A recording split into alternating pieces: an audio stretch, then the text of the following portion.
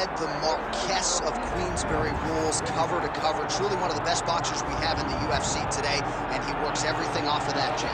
Oh yeah, the jab is what got him to the show.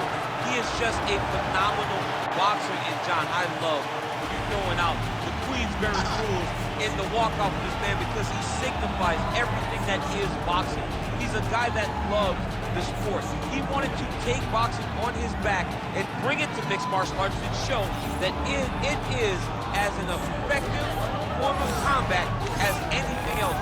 He said, I'll walk away from the Olympic opportunity to take my sport into the octagon and show that we are the best fighters in the world. And he's done that to this point in the UFC.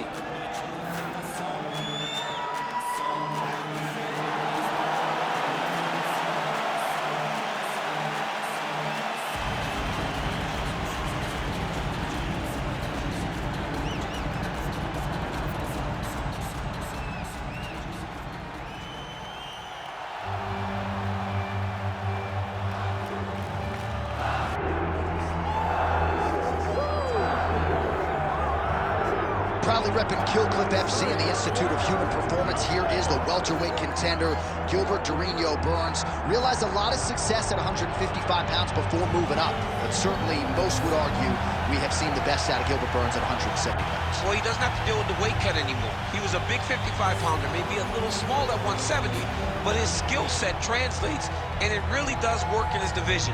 He is a high-level jiu-jitsu guy, but it's his striking that has impressed me the most.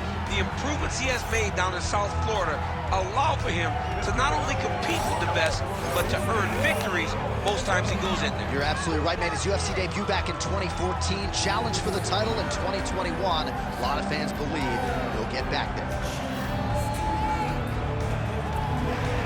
Gilbert Burns steps inside the octagon. He is ready to fight.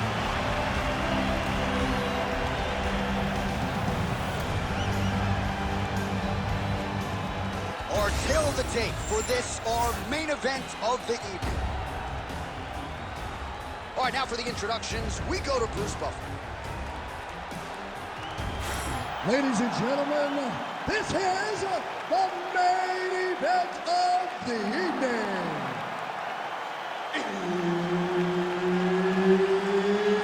It's time! 5 rounds in the UFC welterweight division.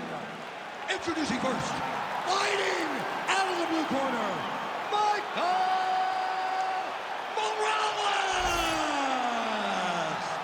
And now introducing his opponent, fighting out of the red corner, Gilbert Burns!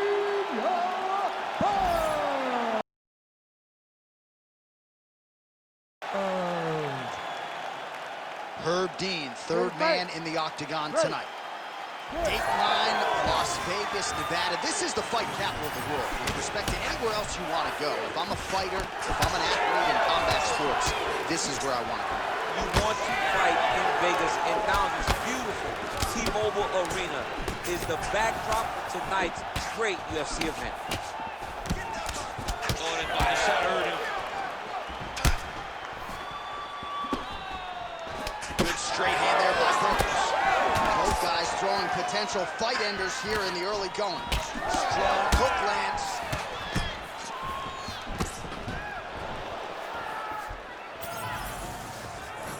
Oh, roundhouse kick. Style points on that one. Beautiful technique on the straight right hand. All right, so we have got a full-on brawl to start this fight. Any concern that these guys might burn themselves out? Oh, they're going to exhaust themselves. So we may as well enjoy it right now, because come the third round, regardless of the weight class, they're going to look like two tired heavyweights in the middle of the octagon. Push kick there to the body. Oh! You heard him real bad. Oh! Big shots exchanged in the pocket there. Oh! Finds his range with the jab. Oh, connects with another uppercut, so that's been the weapon of choice, and he went back to it there and lands. Over and over again, he has thrown that punch, and it's because he feels comfortable there. He does not feel like his opponent can return anything because... Oh, picture perfect body shot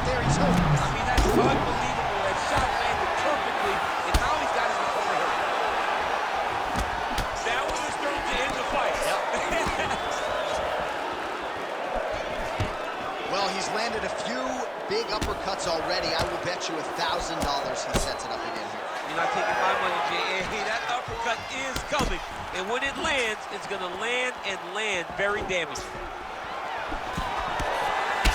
Well, champ, I don't see that well, but it's hard to miss the redness underneath that elbow. A lot of bodily investment from his opponent tonight. Yeah, it's an investment, John. It may not pay dividends right now, but the more you go there, the more damage you do, eventually it will show itself. Right now, it's starting to show.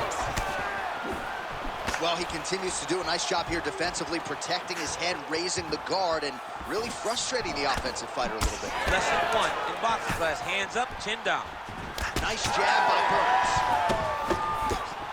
All right, so perhaps he's going to have to address something defensively. There is a legitimate cut around his eye. Yeah, he got cut on the eye from that last strike. He's got to pay attention now before it gets worse.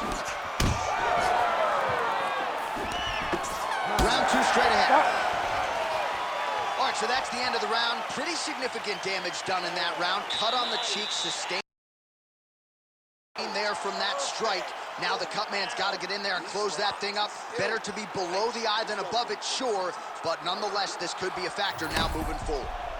All right, so somehow, some way, we will fight onward. There was a big liver shot there that buckled his opponent. DC, here's your replay. Nothing is worse. Nothing is worse than taking one of those shots right to the liver. It shuts everything down. You got to be so tough to stay standing after you take a strike like that.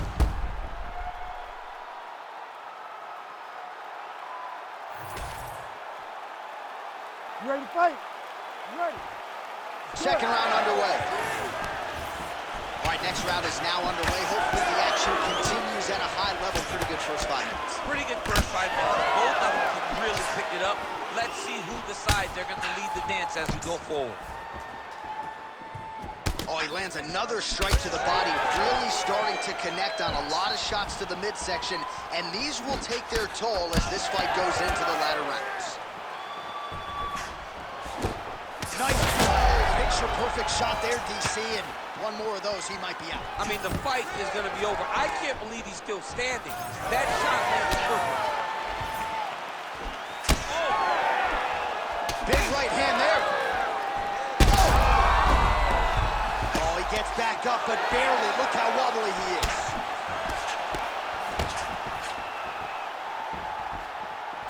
Well, I'm no fighter, but if I rock a guy to that extent, I feel like I'm closing the show. Absolutely. You got to go close the show if you get a guy hurt that bad. You cannot back off and take your time.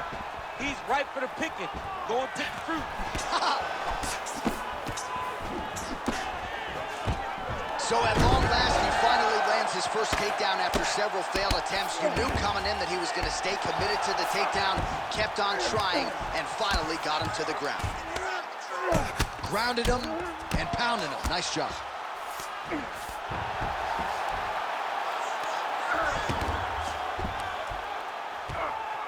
Oh, he got 2 spots. Oh, getting leaky now. The hard ground and pound has opened up a cut.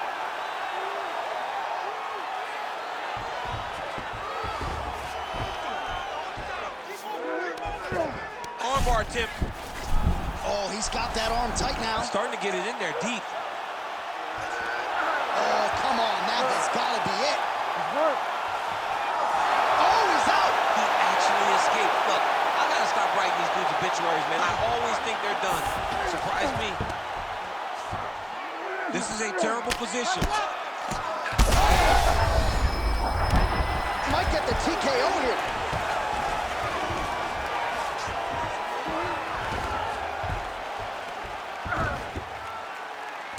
Constantly a moving target. He goes back to the well and lands another strike from the top. And now you can see the swell. All right, half guard position here. We'll see what he can do with it. A lot of weapons at his disposal from this dominant position. Oh, man. I feel for a wrestler, this is the most dominant position in all of fighting. Because wrestlers love control. Right. And to have your upper body free and your legs able to hold your opponent in position, it is like striking gold. Build your posture, throw your punches, big damage, but then always control the far side underhook. This is a great position for a top fighter. All right, so that's the end of the round. Potential adversity here. He's got a cut on his cheek sustained from that strike in the round. Now the focus becomes maximizing these 60 seconds, shutting that cut and preventing it from becoming a major factor here moving forward. All right, let's check out some of the action from that previous round, DC, and what a display on the feet. Huge knockdown with that kick. Yeah, he's a high-level striker. He throws these kicks to the body, he throws them low, but when he goes up top, he's very powerful, and he can end anybody's night. The toughness displayed by his opponent allowed him to stay in the fight, but he cannot take many more of those types of strikes. Third round underway.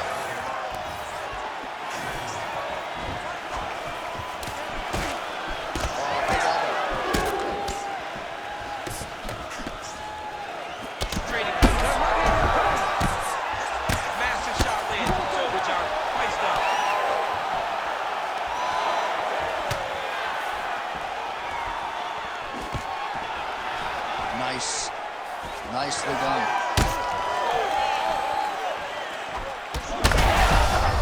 Accuracy on that punch right there. His opponent's compromised, DC. It's one thing to land a hard shot. It's another thing completely to land a perfect shot. Oh, another one. Well, MMA is a constant exercise in risk mitigation, right? But it would seem to me that if he really goes for it offensively, you can get him out of there. Well, he's got him hurt. He's got him hurt. He's got him hurt multiple times in one round. It looks like this fight should be over by now, but his opponent's still standing, and I think that speaks to the durability of the guy standing. What a fight. Both of these guys are trying to finish. Left hook, right hand. Oh! Well, you've got to admire the urgency here. He is trying to keep the judges out of it, lighten up his opponent left and right. Huge shot finds the target there. Great shot lands. Now he's got to go find that follow-up attempt. The kill shot is what they call it, to go and end the fight. Nice high guard. Shows great defense there. He can't get too excited here. He's got to take his time. Back and forth we go. He's got that single collar tie locked in. Well, he's had his striking on point tonight, and as evident. It was perfect. Serve him up. Go get him. I mean, geez Louise. And a nice job at least staying upright on that.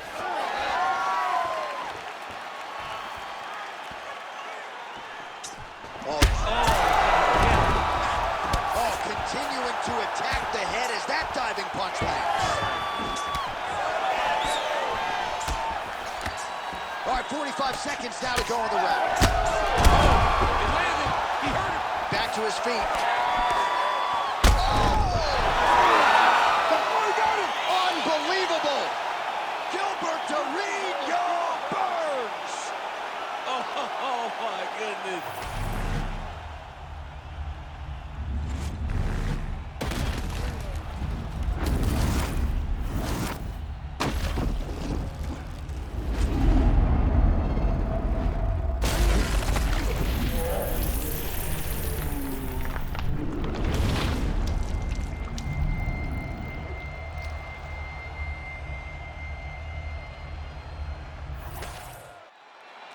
All right, Bruce Buffer has the official decision.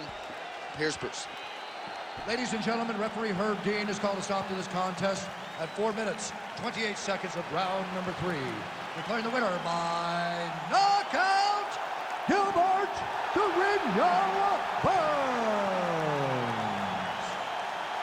All right, well, a lot of fans wondered aloud if Gilbert Burns' power would come up to welterweight with him. The answer tonight, an emphatic yes, as Durinho gets it done by KO.